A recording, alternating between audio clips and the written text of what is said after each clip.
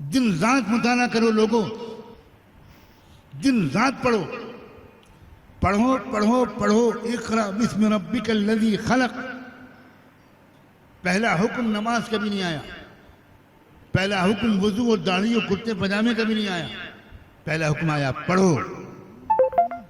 اگر پڑھنے میں دل نہ لگا تو مجھے کہنے دو کہ آپ ڈسٹ بن میں پھینک جانے کے لائق بن جاؤ۔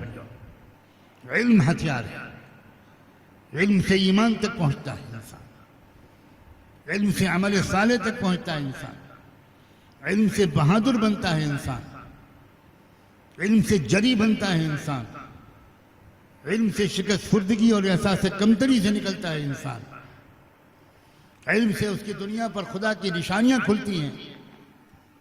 اور علم ایسا ہے کہ اگر کسی کو نوح علیہ السلام کی عمر بھی مل جائے، اتنا گہرا ہے قرآن۔ لا تبلغ جدتہ ولا تنقضی عجائبہ، جن لوگوں کو اللہ نے علم دین کی دولت دی اور وہ اس کے بعد قرآن پر غور کرنے میں اپنے دن اور راتیں اور جوانیوں کے لمحات ضائع نہ کریں، ان کے لیے کیا کہا جائے میری سمجھ میں نہیں آتی۔ جو بیچارے قرآن نہیں سمجھ سکتے، حدیث نہیں سمجھ سکتے، ان پر تو سوائے رحم کھانے کے اور کیا کہہ سکتے۔ میری سمجھ میں نہیں آتا کہ جو لوگ اللہ کے کلام کو سمجھ نہیں پاتے وہ زندہ کیسے رہتے۔ میں کوئی تسنن نہیں کر رہا ہوں، کوئی مجھے سمجھا دے وہ کیسے زندہ رہتے۔ ان کی زندگی میں اور وہ جو قرآن کو سمجھ کر زندہ رہتے ہیں، زمین و آسمان سے زیادہ کا فرق ہے۔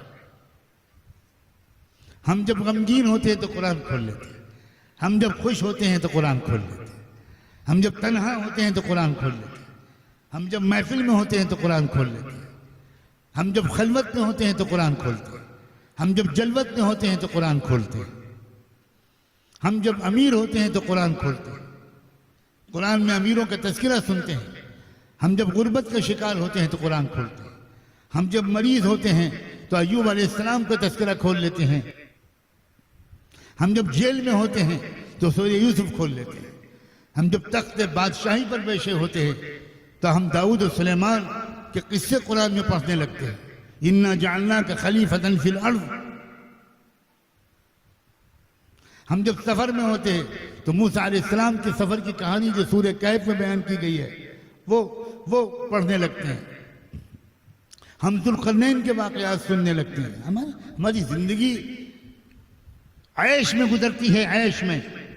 اللہ کا شکر ہے، ارب پتی اور کھرب پتی لوگ، آج یہ فقیر قسم کھا کے کہتا ہے جمعے کے دن، ارب پتی اور کھرب پتی لوگ اس عیش کے ایک لمحے کا مزہ نہیں جانتے جو قرآن کے کسی طالب علم کو وہ مزہ جب آتا ہے جب کسی آیت کا مطلب اس کی سمجھ میں آ جاتا ہے۔ یہ ہے عیش۔ دینی طلبہ اور وہ دنیا کی طرف دیکھیں، دینی طلبہ اور ان کی تمنائیں دولت پیسے کی ہوں، لا حول ولا قوت الا باللہ، لا تشتروا بعہد اللہ ثمنا قلیلا۔ کیا کر رہے ہو؟ ہنیئا لارباب النعیم نعیمہم، دنیا کے مالداروں کو ان کا مال اور عیش مبارک ہو۔ وللعاجز المسکین ما یتجرع، اس عاجز اور غریب و مسکین کے لیے 2 گھونٹ پانی کافی ہے۔ یہ ولولے اور جذبے جب ہوتے ہیں تو اللہ دنیا کو بھی لونڈی بنا کر قدموں پر جھکا دیتے ہیں۔ یا دنیا کے غلام بن جاؤ یا دنیا کے مالک بن جاؤ، فیصلہ تمہارے ہاتھ میں، بالکل تمہارے ہاتھ میں۔ اللہ تعالیٰ نے یہ فیصلہ ہمارے ہاتھ میں رکھ دیا ہے، بالکل ہمارے اختیار میں ہے۔ بالکل مت کہنا کہ اللہ نے ہم کو اس رخ پر ڈال دیا، یہ بدترین درجے کا الزام ہے خدا پر۔ وَهَدَيْنَاهُ النَّجْدَيْنِ، اللہ تعالیٰ صاف کہتا ہے ہم نے دونوں راستے لوگوں کے سامنے کھول دیے۔ السلام علیکم ورحمۃ اللہ وبرکاتہ۔ شاء فلیؤمن ومن شاء فلیکفر، جو چاہے ایمان والوں کا راستہ اختیار کرے، جو چاہے کفر والوں کا راستہ اختیار۔ اللہ سے مانگو کہ اللہ ہمارے اس ملک کو بھی صحیح راستہ دکھا دے، اس کے لیے جد و جہد کرو۔ جد و جہد کے سینکڑوں شعبے ہیں، وہ سینکڑوں شعبے اگر وہاں ان لوگوں نے پہلے طے نہ کیے ہوتے تو وہ کبھی بھی اس قابل نہ ہوتے کہ وہ میدان میں مقابلے کرتے۔ وہ پائپ لائن سے، واٹر پائپ سے راکٹ بنانے کی پوزیشن میں ہوتے، واقعی بندہ حیران رہ جاتا ہے کہ جن کے پاس کنسٹرکشن کا کوئی میٹیریل پہنچ نہیں سکتا. اگر آپ کو غزہ میں کوئی گھر بنانا ہے تو آپ کو اسرائیلی گورنمنٹ سے پرمیشن لینی ہوگی اور اسرائیل کے ریکگنائزڈ رجسٹرڈ کانٹریکٹر لکھ کر دے گا کہ اتنا لوہا چاہیے, اتنا سریا چاہیے, اتنا سیمنٹ چاہیے, اتنی ریت چاہیے. سرکاری نگرانی میں 10 چیک پوسٹ سے پاس ہونے کے بعد, درخواست دینے کے شاید سال 2 سال کے بعد وہ سرکاری نگرانی میں میٹیریل پہنچے گا. آپ بنائیے اس میں اپنی عمارت. اور انہوں نے کیا کیا؟ آپ نے دیکھ لیا کہ ہائی رائز بلڈنگ بھی بنا لی. اور یہی نہیں, انہوں نے زمین کے نیچے وہ سرنگیں بنائی ہیں جن کو اسرائیل کے بم بھی توڑ نہیں سکے. کیا سرنگیں بنائی, کیا ٹیکنالوجی ہے زمین کے نیچے.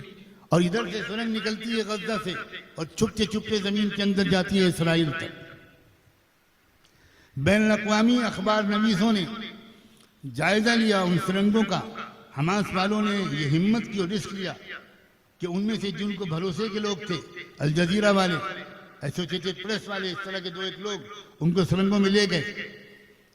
اور وہ حیران لے گئے یہ دیکھ کر کہ ادھر سے سرنگ میں داخل ہوئے, ادھر جب نکلے تو اسرائیل کے اندر نکلے. یہ ہے جو ہو ذوق یقین پیدا تو کٹ جاتی ہیں زنجیریں. خالی شاعری نہیں ہے یہ حقیقت کی ترجمانی ہے. اللہ تعالیٰ آج کے دن کو پوری طرح محسوس کرنے اور اپنے دلوں کے اندر وفا کی جذبات کی تجدید کرنے, عہد کی تجدید کرنے اور اللہ سے دعا مانگنے کا دن ہے. اور نماز کے بعد انشاءاللہ اجتماعی دعا.